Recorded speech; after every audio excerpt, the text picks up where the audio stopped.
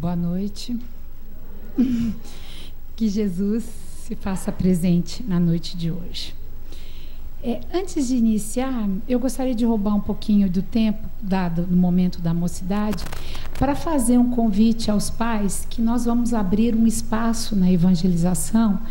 Uma vez por mês vamos ter reuniões com os pais. O que vão ser essas reuniões? Não vamos ter um tema dirigido. Então, nós gostaríamos de sugestões, de temas que vocês gostariam de dividir, discutir, questionar, vivência na família, a criação dos filhos. Então, nós estamos já recebendo essas sugestões para a gente desenvolver esse projeto. Vai ser um domingo dentro do mês para a gente ter esse momento com os pais, tá? Bom, gente, o tema de hoje eu escolhi vendo uma palestra de Haroldo Dias Dutra. Eu escolhi por dois motivos, porque eu nunca tinha visto esta parábola e pelo ensinamento que ela trouxe. Então, eu acabei escolhendo. É a parábola do mordomo infiel. Eu vou fazer um convite a vocês e gostaríamos que todos nós nos transportássemos para a Palestina do primeiro século. Seremos, então, camponeses, agricultores, tentando entrar naquela vivência para a gente tentar abstrair um pouco mais do que Jesus falava através dos seus ensinamentos. Eu vou ler a parábola para não fugir nenhum detalhe. Dizia a seus discípulos: um homem rico tinha um administrador que foi denunciado por dissipar os seus bens. Mandou chamar e disse-lhe: o que ouço de ti? Presta conta da tua administração, pois já não pode ser mais o meu administrador. O administrador, então, refletiu: o que farei? Uma vez que meu senhor me retira a administração. Cavar, não tenho forças. Mendigar, tenho vergonha. Já sei. O que farei? Para que, se afastado da administração, tenha com quem me receba em sua própria casa. Convocou os devedores, um a um, e disse ao primeiro: quanto deves ao meu senhor? 100 barris de óleo. Senta, toma a tua conta e escreve depressa: 50 barris de óleo. Depois disse ao outro: e tu, quanto deves? 100 medidas de trigo. Toma a tua conta e escreve 80. E o Senhor louvou o administrador. Desonesto por ter agido com prudência, pois os filhos deste século são mais prudentes que os filhos da luz. E eu vos digo: façais amigos com a riqueza da iniquidade, a fim de que no dia que faltar as riquezas, eles te receberão em seus tabernáculos eternos. Na região da Palestina e do Oriente Médio, na época em que Jesus vivia, era muito comum grandes proprietários de terra arrendarem as suas terras para pequenos agricultores. Eles eram chamados de arrendatários, uma espécie de locador, aquele que aluga. E como eles pagavam este aluguel? Eles plantavam num pedaço de terra. E aí era estabelecido que no final da colheita eles teriam que pagar em espécie. Que aqui no caso seria: eu planto trigo, vou ter que pagar trigo. Eu planto olivas, vou ter que dar barris de óleo. E era assim que era feita esse tipo de negociação. Só que havia um problema. Se a colheita não fosse boa, a si mesmo ele haveria de pagar uma quantia fixa para o dono da terra. Isso tornava uma situação muito apertada, porque se a colheita fosse boa, o agricultor menor lucrava. Se a colheita não fosse boa, ficava um pouco apertado, porque a si mesmo ele tinha que pagar essa quantia fixa. O certo era que o dono nunca perdia. Ele sempre lucrava, sempre ganhava. Também era costume naquela época em que, havendo uma catástrofe, uma praga, um bicho que causasse uma tragédia à colheita, eles tentavam, com o grande dono de terra, fazer uma negociação para a diminuição do valor da dívida, para a diminuição de quanto ele precisaria pagar, tá?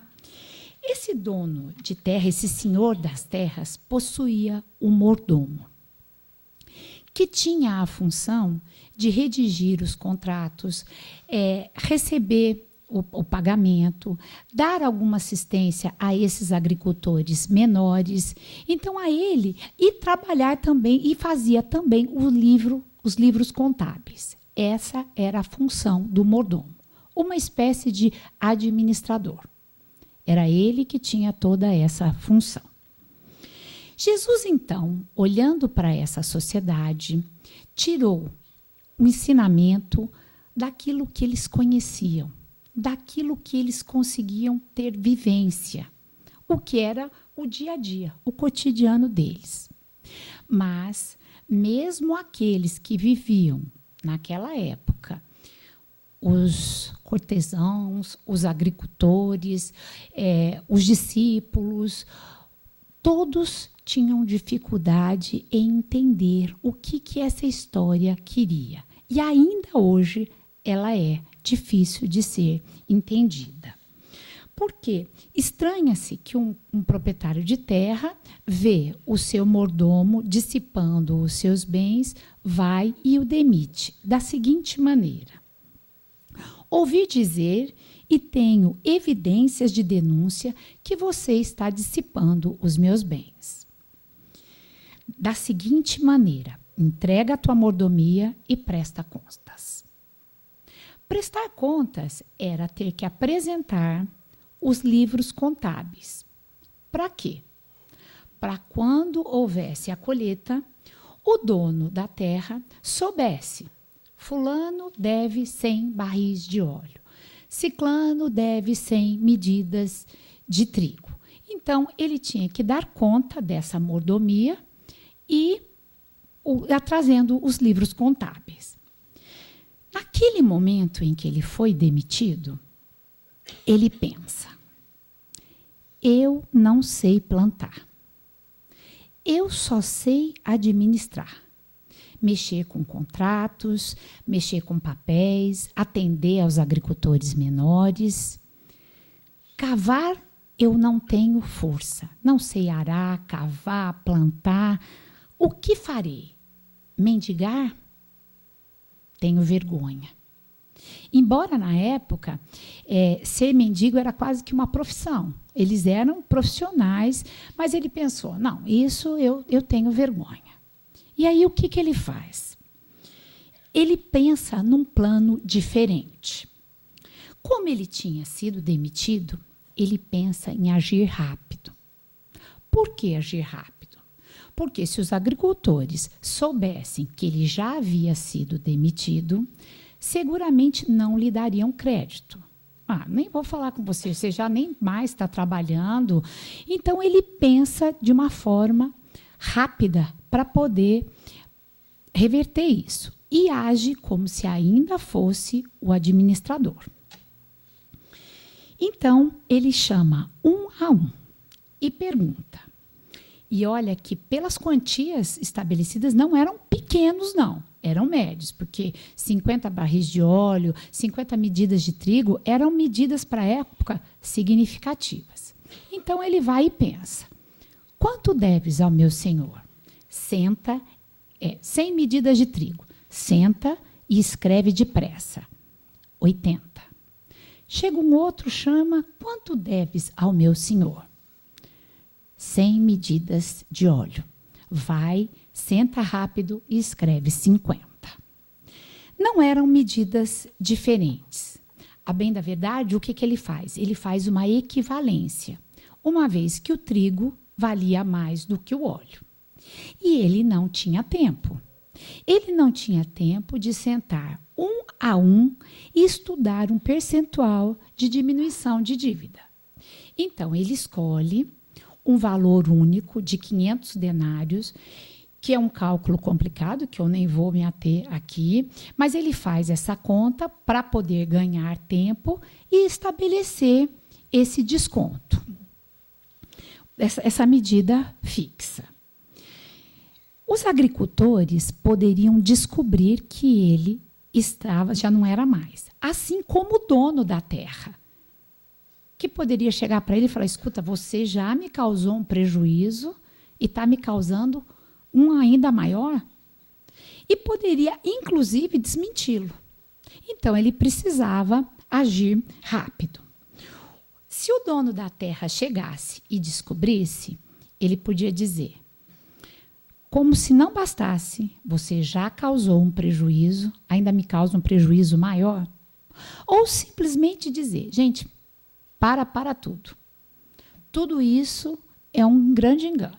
Ele já nem é mais meu funcionário, portanto, ele não está autorizado a diminuir a dívida. Então, ele precisava agir rápido, e ele faz. Seguramente, esse mordomo impressionou, já que na época não era comum a diminuição da dívida. Seguramente esse mordomo deve ter sido exaltado, carregado no colo, porque os agricultores menores nunca tinham visto isso. E quando o senhor chama e pede que ele entregue os livros contábeis, o senhor da terra percebe que o mordomo havia alterado os valores. Percebe que houve rasuras nos livros. E aí, o que ele faz? Olha que interessante. Ele aprova a atitude do mordomo. Por quê? Porque ele se vê numa encruzilhada. Se ele chega e fala: escuta, para, isso aí está errado, ele já não mais é meu funcionário, isso aí está tudo errado, ele poderia causar uma revolta nos agricultores. Que iam falar: puxa vida, que homem insensível. O funcionário dele vem, dá um desconto, abate a nossa dívida, ele vem e tira.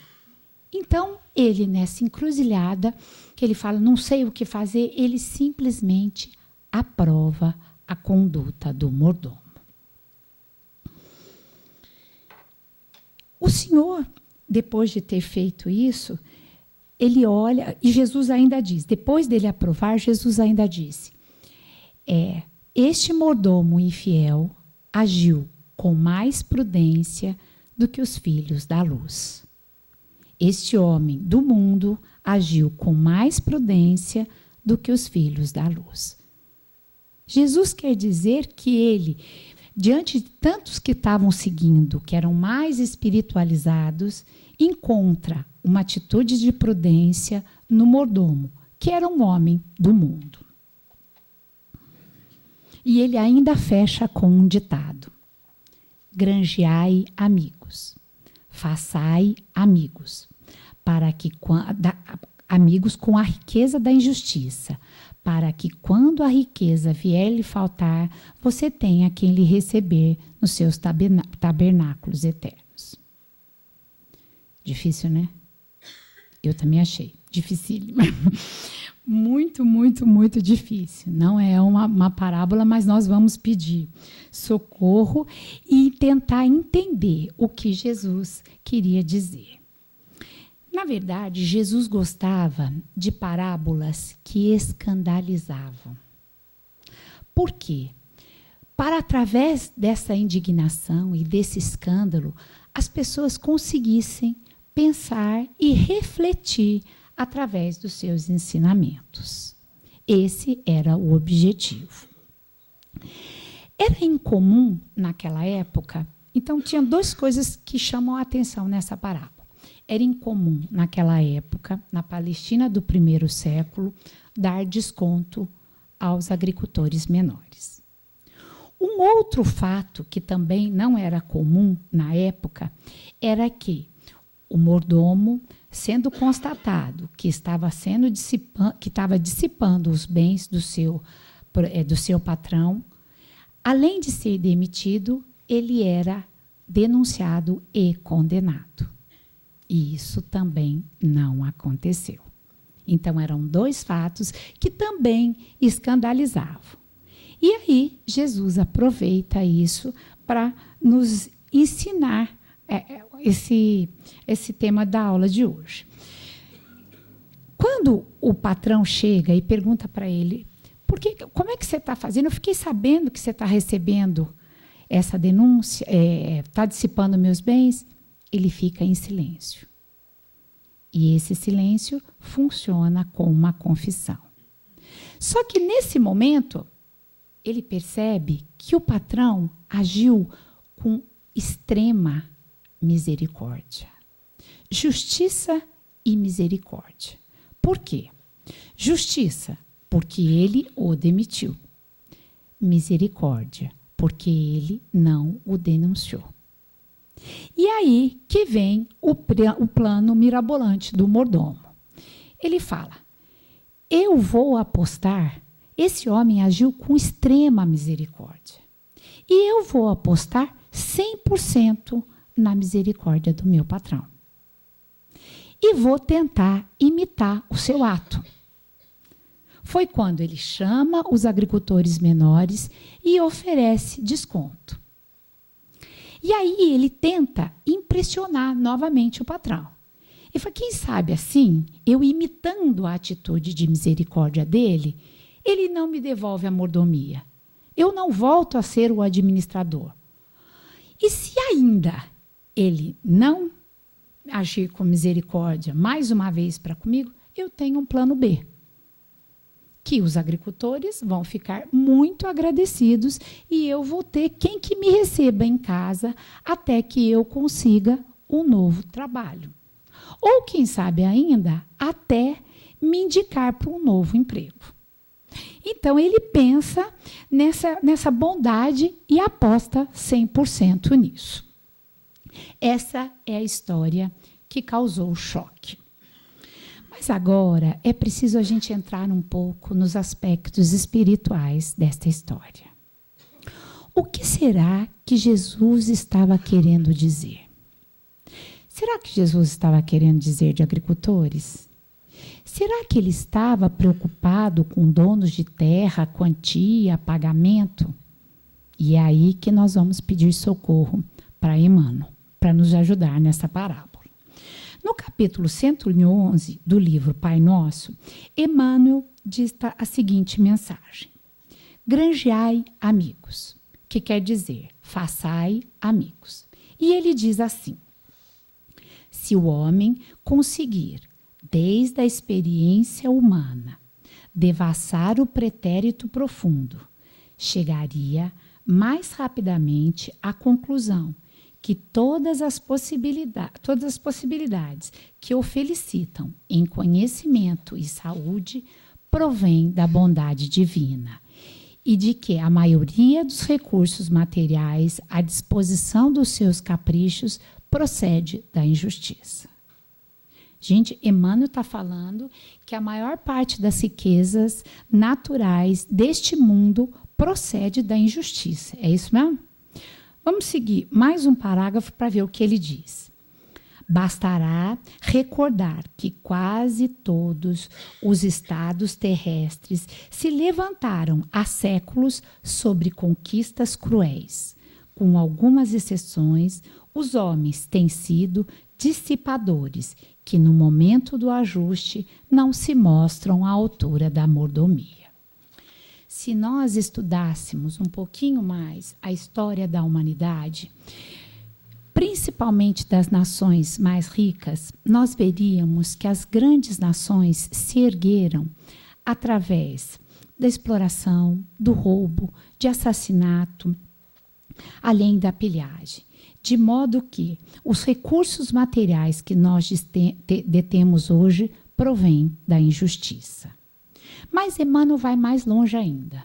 Se nós fizéssemos um exame das nossas reencarnações passadas, nós chegaríamos à conclusão que, na maioria das vezes, com raríssimas exceções, nós não somos merecedores dos bens que são confiados por Deus.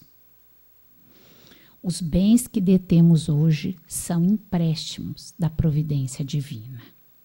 Em uma linguagem mais simples, seria o mesmo que a gente estivesse usando o cheque especial. Não por merecimento, por misericórdia. Ou seja, estamos usando aquilo que não é nosso, como o dinheiro do banco do cheque especial, por misericórdia da bondade divina. Se nós continuássemos um pouco mais esse exame, nós veríamos que até hoje temos sido administradores infiéis. Sim, isso acontece com aquelas pessoas que vêm aquinhoadas com uma beleza física e que, com raríssimas exceções, acabam causando sofrimento a muitas outras pessoas. Isso também acontece com aquelas pessoas que vêm aquinhoadas com bens materiais e, novamente, com raríssimas exceções, usam única e exclusivamente em proveito próprio. E, quando não, abusam dos seus semelhantes para conseguir juntar mais e mais bens. É assim que estamos sendo administradores infiéis. Isto é uma constatação. E o que fazer? Jesus, nesta parábola, propõe que nós imitemos o mordomo. E vamos tentar entender um pouquinho. O que ele fez? O mordomo não tinha nada. Era tudo do dono da terra. Nós também não temos nada. Tudo é da misericórdia divina. No capítulo 117, Emmanuel, também do livro Fonte Viva, ele nos diz uma frase muito significativa. Efêmera será sempre a galeria da vivência carnal. Beleza física, poder temporário, propriedades passageiras podem ser simples atributo da máscara humana, que o tempo transforma infatigável. Amealhemos bondade, cultura e compreensão e simpatia. Sem o tesouro da educação pessoal, é inútil a pretensão nos céus. Portanto, estaríamos órfãos de sintonia para compreendermos o apelo da vida superior. Então, o que Emmanuel faz? Ele sugere que nós cresçamos em virtude, que nós incorporemos sabedoria, para que quando a mão niveladora da morte chegar, nós tenhamos qualidades nobres ou aviltantes, mas são as únicas coisas que nós poderemos levar. O benfeitor ensina que a morte nos nivela e que aqui, como administradores, estamos só administrando. Não vamos levar absolutamente nada, inclusive o corpo. Não vamos levar. O que deixa claro que a vida cabe ao doador supremo, Deus, e a nós, a administração. E aqui, para fechar esse tópico, eu me lembro de uma passagem que eu gostaria de estar contando. Um sábio da Palestina sai para o trabalho. E quando ele volta, ele encontra a mulher na porta, que faz a seguinte pergunta. Meu bem, nós temos que devolver as coisas que tomamos emprestado? E o sábio responde, é dever legal que nós devolvamos aquilo que foi emprestado. E a mulher então diz, há 22 anos, Deus emprestou nossos 2 filhos. E hoje ele pede de volta. E quando o sábio entra, está acontecendo o velório dos seus 2 filhos.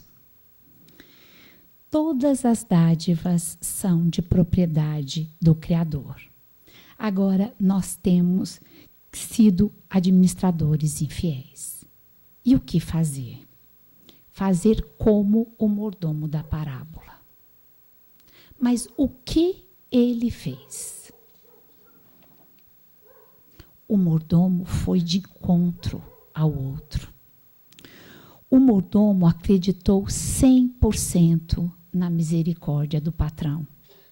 Assim como nós devemos acreditar 100% na misericórdia divina. Agora, como ajudar com a dívida que é do outro? A dívida é do outro, o que eu posso fazer? Quando o sofrimento encontra uma criatura, é porque esta criatura está em desajuste com as leis que regem o universo. Quando o sofrimento encontra a criatura, não há injustiça na justiça divina. Agora, de que forma, se essa criatura está em desordem com a contabilidade divina, de que forma que eu posso ajudar?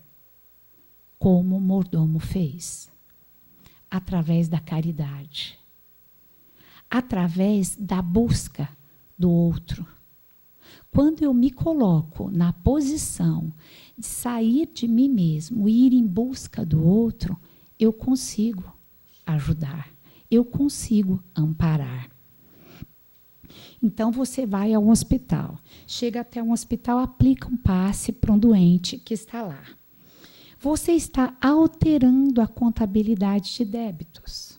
Você chega lá e está fazendo uma diminuição do valor da dívida, como o mordomo fez lá na Palestina. Uma pessoa chega aqui, vem até o Cefacis, nos procura, está passando fome. Sai daqui com as mãos cheias de esclarecimento e de mantimentos. O que aconteceu?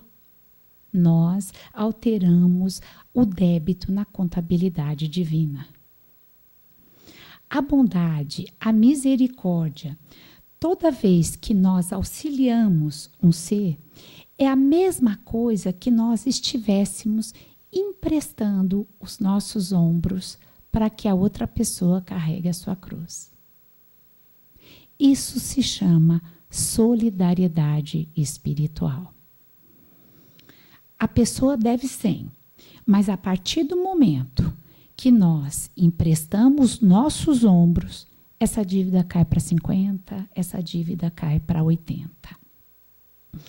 O mordomo, agindo como mordomo inteligente, que pega o gancho na oração, onde Jesus ensinou: perdoai as nossas dívidas na medida que perdoamos os nossos devedores. Prestando o auxílio ao próximo, nós mobilizamos a misericórdia divina. E aqui uma pessoa pode perguntar: mas por que que o dono da terra não deu ele mesmo o desconto? Por que que ele não ajudou? Ou então eu também posso rebater com uma outra pergunta: por que que uma pessoa chegando aqui com fome, pedindo um alimento, por que que Deus não se materializa para aliviar a sua dor? Porque Deus age através dos seus filhos. Quando alguém derruba uma lágrima, sabe o que acontece? Ele manda um outro alguém para enxugar a sua lágrima. Somos nós, ele permite que nós, como pobres criaturas que somos, sejamos veículos ilimitados dos seus recursos. É uma honra servir de instrumento na providência divina. É uma honra podermos ser o fio condutor que liga a misericórdia divina ao necessitado. E nós não estamos falando de apenas necessidades materiais. Estamos falando de todas as dores que acometem o mundo.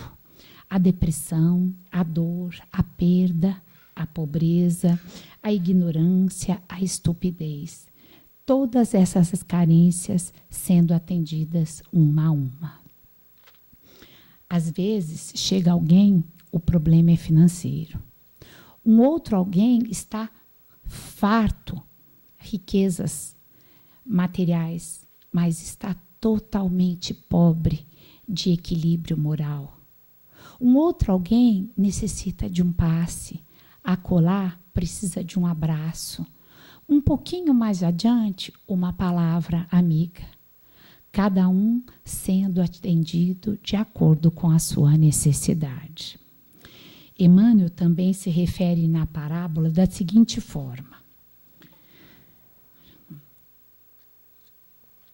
Um homem desapercebido das obrigações espirituais poderá analisar essa parábola como se Jesus estivesse exaltando um ladrão inteligente que serve de favores para advogados penais. Mas, na verdade, o que Jesus, ele quis dizer que um homem que não tem conhecimento pode até entender quando Jesus diz, façai amigos.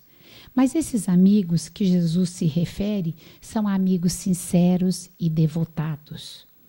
Quando ele menciona riquezas da injustiça, ele está pensando no total passado de cada criatura, das lições dolorosas que caracterizam cada criatura. E quando ele se refere a tabernáculos eternos, ele quer dizer aos corações. O mestre proferiu essas palavras que estamos estudando na noite de hoje, sabendo dos nossos desvios. Em síntese, ele quer que nós aproveitemos os bens transitórios que estão em nossas mãos, que na verdade são os talentos que temos, para poder ir em busca de uma fraternidade legítima, esquecendo os crimes de outros tempos, para que nos façamos abnegados uns dos outros. Emmanuel fala também aqui do mecanismo de intercessão. E eu gostaria de caminhar aqui para o final da exposição, falando um pouquinho do mecanismo de intercessão. Se uma criatura vive única e exclusivamente para si mesmo, ela cria um isolamento espiritual. Não é que nós isolamos essa criatura.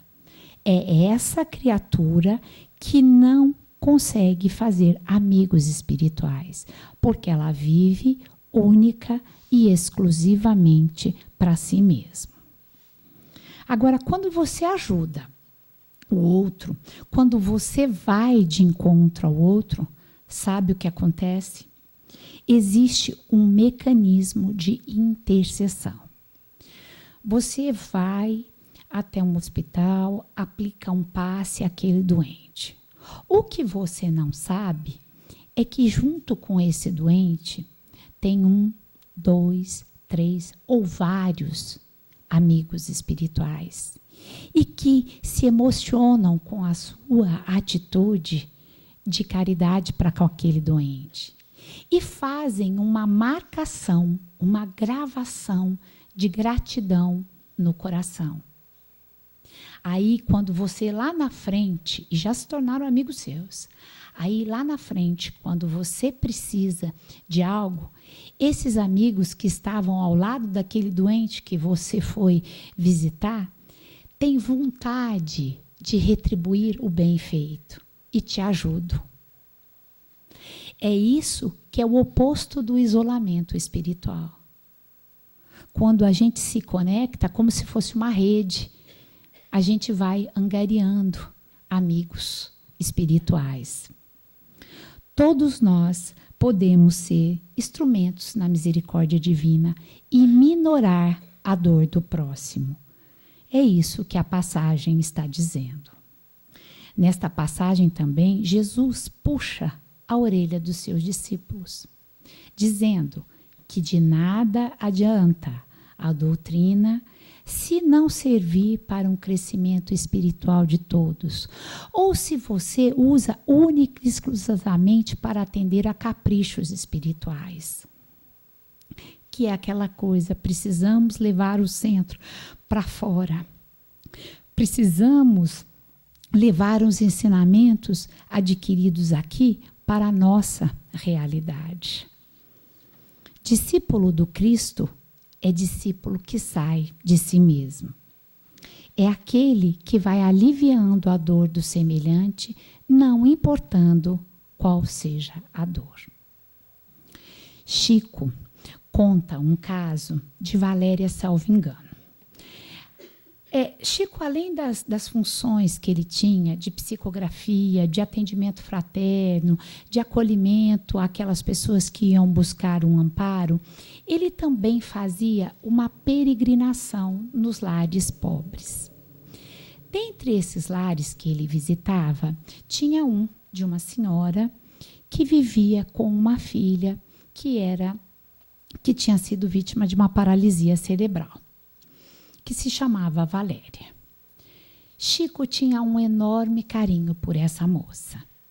Toda vez que ele a visitava, ele levava uma rosa vermelha, porque ele dizia que ela tinha sido uma dançarina espanhola.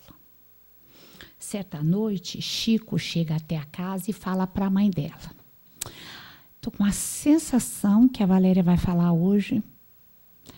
E aquilo causa espanto, porque a Valéria nunca tinha dito uma palavra.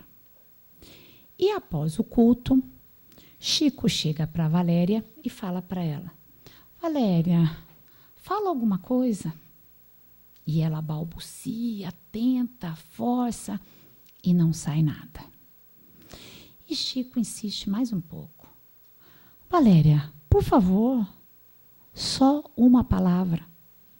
Jesus. E Valéria arranca forças, não sei de onde, e diz: Jesus. Chico começa a chorar, Valéria, a mãe, aqueles todos que estavam lá. A emoção tomou conta naquela noite. Na semana seguinte, Chico volta feliz, mais animado ainda. Volta com uma rosa na mão e pensa: seguramente ela hoje fala uma frase. Se falou uma palavra semana passada, essa semana vai falar uma frase. E é recebido para a mãe, que avisa que Valéria havia desencarnado. Passado muitos anos mesmo, Chico deita no seu quarto e recebe a visita de uma entidade luminosa, que chega até ele, ministra um passe na região do coração, não fala nada e sai. Na noite seguinte, a mesma coisa. Vem, aplica o passe na região do coração, não fala nada, sai e vai embora. Isso se repete por 7 dias consecutivos. No 8º dia, Chico tem a primeira crise de angina. Vai para o hospital, fica internado, é hospitalizado e tem como obrigação fazer um repouso absoluto. Eu nunca senti, mas segundo Chico, a dor da angina é como se uma serpente tivesse mordendo o coração. Dói demais. Quando ele está em convalescença, ele recebe a visita luminosa novamente. E aí ele fala: entendi. Você estava preparando o meu coração para a angina. E a entidade balança positivamente, afirmativamente que sim. E Chico pergunta: você nunca disse o seu nome? Você veio, aplicava passes? E ela responde: Chico, você me conhece. E ele diz: não, você está enganada. Eu não conheço, não. E ela responde: eu vou dizer apenas uma palavra e você vai me reconhecer. E ela diz: Jesus. É assim que a misericórdia divina une todos os devedores. Somos devedores auxiliando outros devedores. Deus não é um banqueiro inflexível que quer que paguemos contas. Deus quer que aprendamos a amar, porque o amor cobre a multidão dos pecados. Seara do trabalho está farta. O que falta são trabalhadores generosos. Que Jesus nos acompanhe. Muita paz a todos.